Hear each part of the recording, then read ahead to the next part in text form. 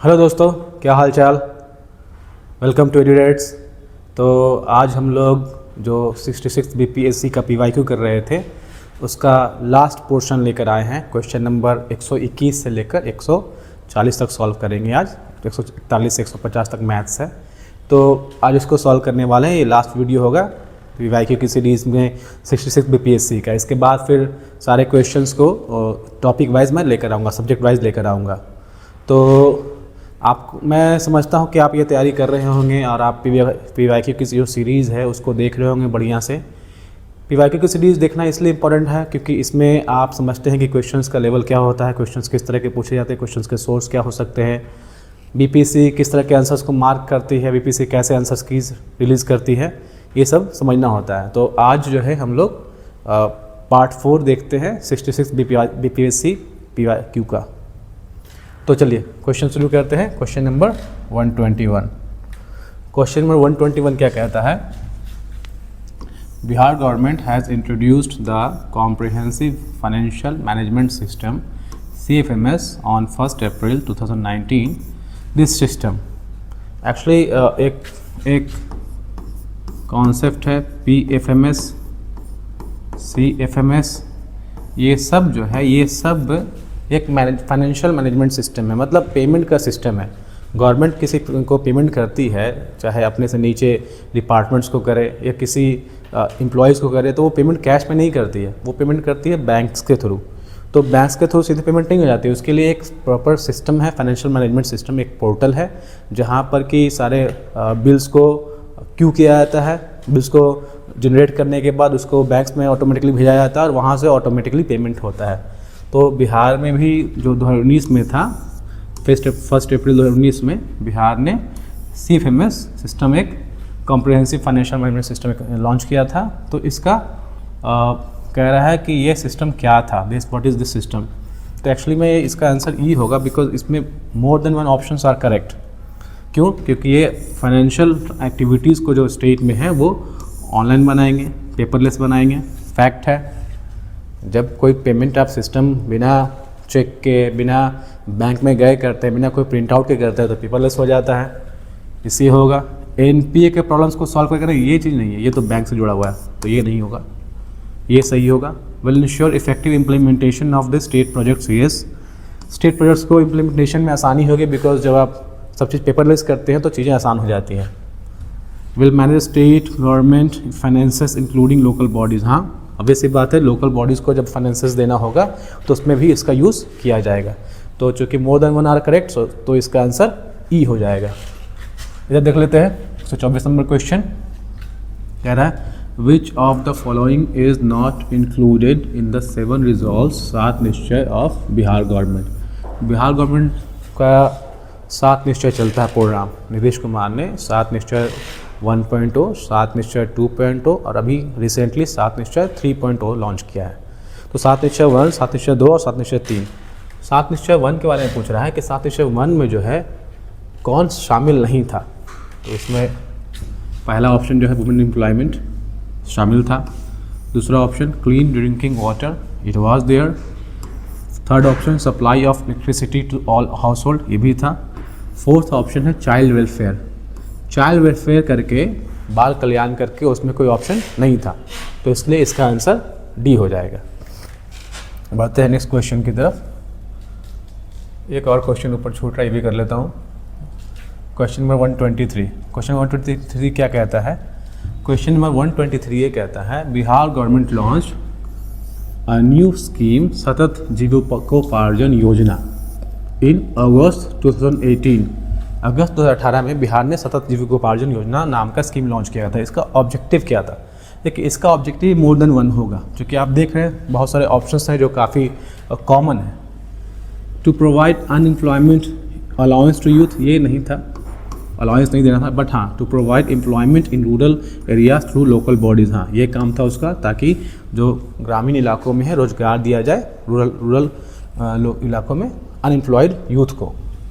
To provide sustainable income generating assets to extremely poor household, हाँ sustainable income के लिए बात की जा रही थी, ये भी सही होगा।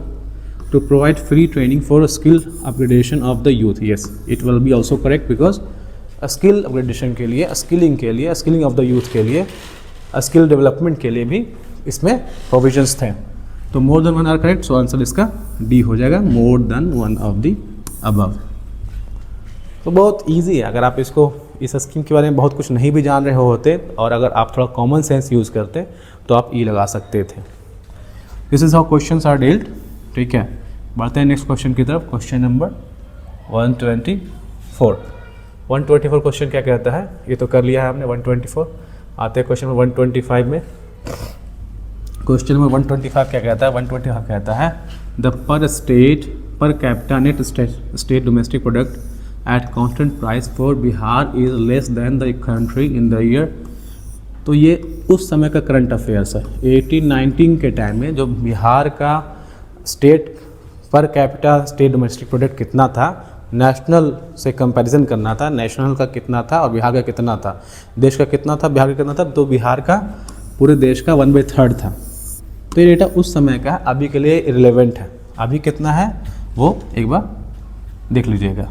ठीक है, नेक्स्ट क्वेश्चन क्या कहता है, नेक्स्ट क्वेश्चन कहता है the government of India conferred the कृषि कर्मन अवार्ड्स। कृषि कर्मन अवार्ड्स बहुत फेमस है, इसमें बिहार को बहुत बड़े अवार्ड्स मिला है और 2020 में इसको अवार्ड्स मिला था किसके लिए, production of and productivity of maize and wheat, यानी मक्का और गेहूं के लिए बिहार को 2020 में ये अवार्ड दिया गया था, कृषि कर्मन अवार्ड्स। उसके बाद भी अवार्ड दिया गया था, उसके बाद एक बार दिया गया था सब्जियों के लिए, एक बार दिया गया था फल के लिए। तो बिहार को ये अवार्ड्स मिलता रहा है, तो इसको एक बार आप लोग बढ़िया से कंठस्थ कर लीजिएगा। बढ़ते हैं नेक्स्ट क्वेश्चन की तरफ। फिर इसका हिंदी वर्जन, हिंदी का ही देता हूँ। हिंदी क्या है, 121 से बिहार सरकार ने 1 अप्रैल 2019 से सार्वजनिक वित्तीय प्रबंधन प्रणाली शुरू की है। इसका ये प्रणाली क्या है, तो ये प्रणाली ई है, बिकॉज इसमें 3-4 पॉइंट जो है वो इसको सपोर्ट करते हैं। 124 बिहार सरकार के 7 निश्चयों में कौन सा शामिल नहीं है, बाल कल्याण शामिल नहीं है।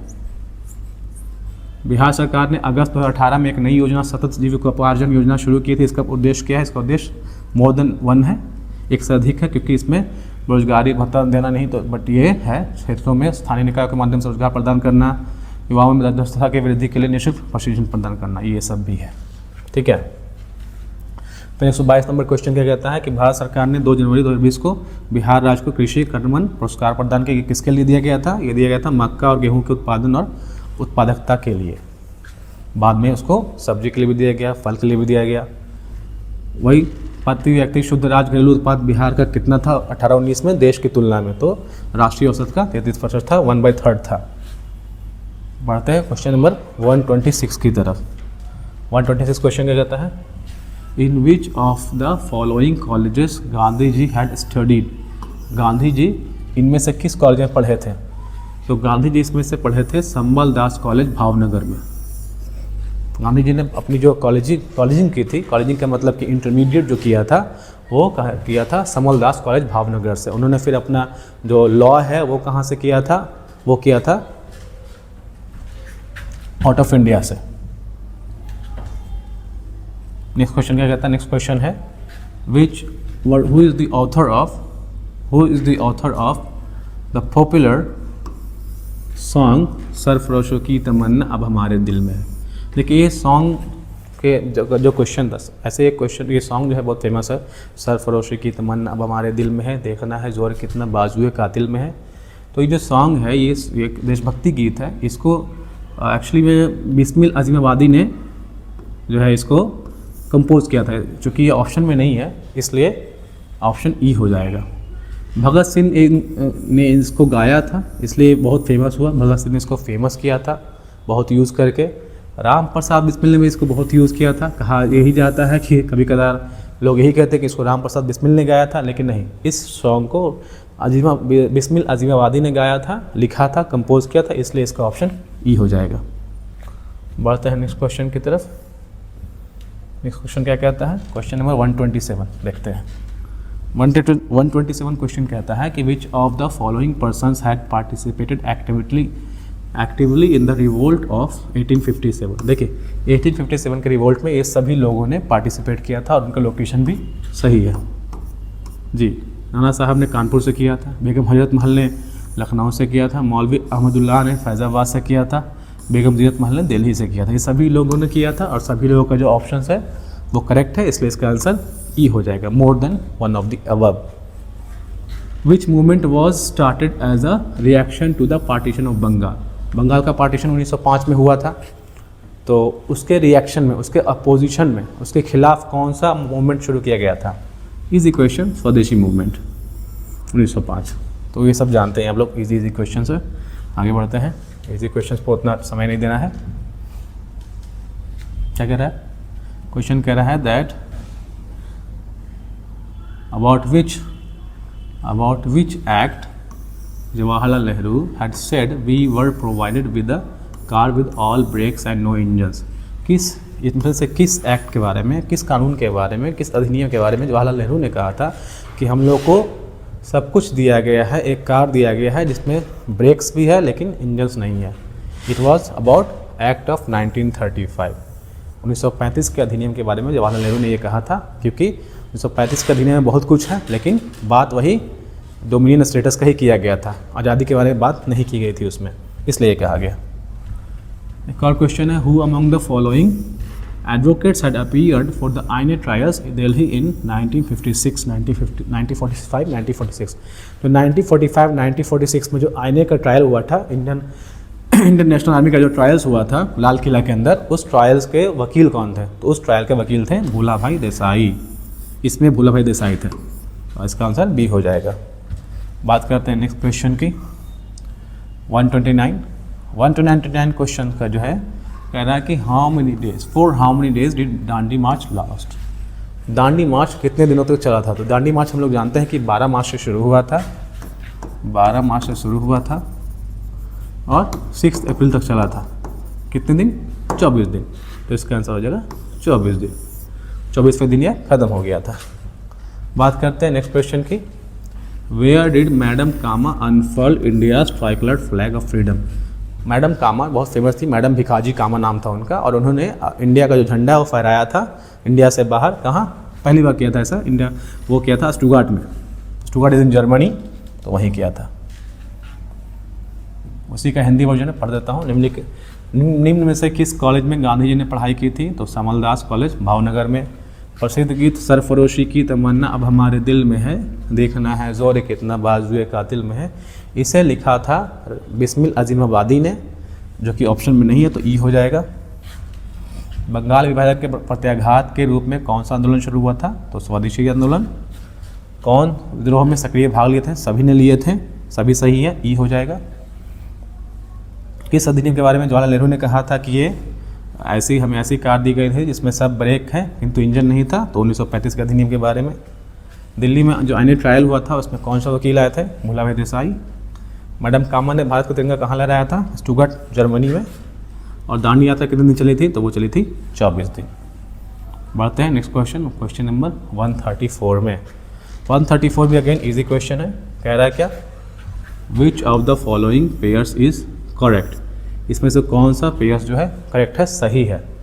तो सही पेयर अगर आप 1 बाय 1 सॉल्व करेंगे, विनोबा भावे सेकंड इंडिविजुअल सत्याग्रही, तो हमको मालूम है कि विनोबा भावे जो है वो पहले इंडिविजुअल, पहले व्यक्तिगत सत्याग्रही थे, तो पहला यही से ही गलत हो गया। सेकंड, CR दास देशबंधु, जी हाँ, चित्तरंजन दास को ही देशबंधु को चित्तरंजन दास कहा जाता है, तो चित्तरंजन दास को देशबंधु चित्तरंजन दास कहा जाता है, इसलिए ये ऑप्शन सही हो जाएगा। और ये सही हो जाएगा, तो ऐसे ये भी गलत है। विलियम वेडरबर्न कांग्रेस के प्रेसिडेंट थे 1905 में नहीं, 1907 में नहीं, 1905 के आसपास।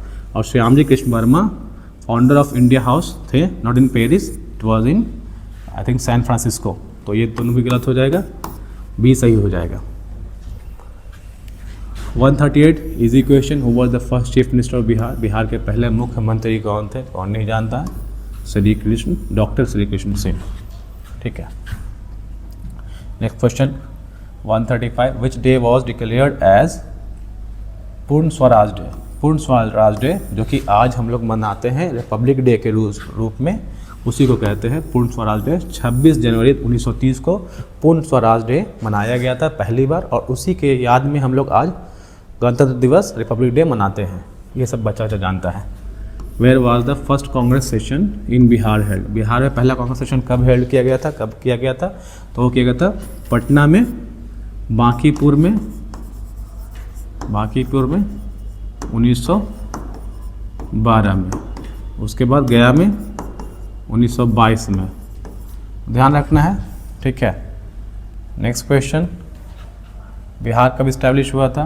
तो बिहार जो है ऑब्वियस सी बात है, बिहार इस्टेब्लिश हुआ था 1912 में। जयप्रकाश नारायण को कौन सा उपाधि दिया गया था? जयप्रकाश नारायण को लोकनायक जयप्रकाश कहा जाता है, ये उपाधि दी गई थी। और लास्ट क्वेश्चन है, तीनकठिया सिस्टम में बिहार में कितने भूमि पर जो है इंडिगो यानी नील की खेती की जाती थी? तो वो था 3/20, यानी 20 कट्ठा में, 20 कट्ठा होता है ना, कट्ठा का सिस्टम चलता है बिहार में, ज़मीन को कट्ठा में मापते हैं। तो 20 कट्ठा में 3 कट्ठा जो है आपको नील की खेती करनी ही थी, ऐसा नियम बनाया गया था 3 सिस्टम में, जिसके विरोध में चंपारण सत्याग्रह गांधी जी ने किया था और उसमें जीत भी हासिल की थी। तो ये आपका 140 क्वेश्चन कंप्लीट हुआ। आगे जो है मैथ है, तो मैथ एक्सप्लेन करने की ज़रूरत नहीं है उतनी, मैथ काफ़ी कॉन्सेप्चुअल है, समय भी ज़्यादा लगेगा, ठीक है। ऐसे अगर आप कमेंट करेंगे तो मैं मैथ का भी एक्सप्लेनेशन लेकर चला आऊँगा। हिंदी कर देते हैं उसी को 134 से। निम्न में से कौन सी जोड़ी सही है? तो निम्न में से जो जोड़ी सही है वो CR दास, इस बंधु वाली जोड़ी सही है। बिहार के प्रथम मुख्यमंत्री श्री कृष्ण सिंह। बिहार में कांग्रेस का पहला अधिवेशन पटना में। भारतीय राष्ट्रीय कांग्रेस द्वारा किस दिन को पूर्ण स्वराज किया गया था? 26 एक 1930 को। बिहार की स्थापना 1912 में हुई। और जयप्रकाश नारायण को लोकनायक कहा जाता है। और बिहार में 3 पद्धति में नील की खेती के लिए भूमि का कितना भाग अमानत रखा जाता था? तो 3/20। इस तरह से हमने 140 क्वेश्चन जो 66 BPSC के वो कंप्लीट कर लिए। आप इसको रिवाइज करते रहिएगा, देखिएगा कि क्वेश्चंस का पैटर्न कैसा है, क्वेश्चंस किस तरह के पूछे जा रहे हैं, लेवल कैसा है, क्वेश्चंस के आंसर्स कैसे BPSC मार्क कर रही है। और साथ ही ये भी कोशिश कीजिएगा जानने का कि क्वेश्चंस का सोर्स क्या है, क्वेश्चंस को कहाँ से लिया जा रहा है। बेसिकली क्वेश्चन का सोर्स NCERT होता है, NCERT से क्वेश्चंस को उठाए जाते हैं। कुछ फेमस क्वेश्चन लूसेंट से भी उठाए गए हैं, लेकिन अब क्वेश्चन का पैटर्न बदल रहा है। अब क्वेश्चन इतना फैक्चुअल नहीं आता है, अब क्वेश्चन 68 से क्वेश्चन जो है थोड़ा कॉन्सेप्चुअल आ रहा है। अब वो कॉन्सेप्ट अंडरस्टैंडिंग होनी चाहिए, कॉन्सेप्ट समझ में आना चाहिए। तो अब बिहार जो है UPSC की तर्ज पर जा रहा है। पीटी में थोड़ा फैक्ट का रोल भी है, लेकिन अगर मेंस की बात करें तो मेंस कम्प्लीटली जो है वो डायनेमिक होता है। आपको हर तरह के अंडरस्टैंडिंग होनी चाहिए, आपका जो थिंकिंग है वो ब्रॉड होना चाहिए। तो इसलिए आपकी जो तैयारी है उसको एक तरह से एज करने के लिए, उसमें हेल्प करने के लिए मैं हमेशा अवेलेबल हूँ। अगले वीडियो में मिलते हैं, तब तक के लिए तैयारी करते रहिए। 72nd BPSC का फॉर्म भर दीजिए, अब बहुत कम समय बचा है। और मिलते हैं नेक्स्ट वीडियो में, तब तक के लिए पढ़ते रहिए, खुश रहिए, बाय बाय, टेक केयर।